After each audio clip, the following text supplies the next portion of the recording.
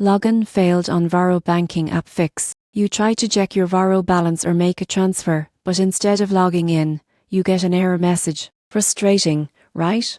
But don't worry, this problem happens to a lot of users, and the fix is simpler than you think. Let's start with the basics. First, double-check your internet connection. A weak signal or public Wi-Fi can interrupt Varo's encrypted login requests. Try switching to a private, stable network or mobile data. Next, open Varo's website and try logging in there. If you can't access your account online, reset your password using the Forgot Password option. Varo takes account security seriously, and any password change at your bank can require re-authentication in the app. If your credentials are correct, check whether the app needs an update. Go to your app store, find Varo, and tap Update. Outdated app versions often cause login failures due to mismatched security tokens. Still seeing an error? Try clearing the app's cache. On Android, go to Settings, Apps, Varo Clear Cache. On iPhone, simply uninstall and reinstall the app.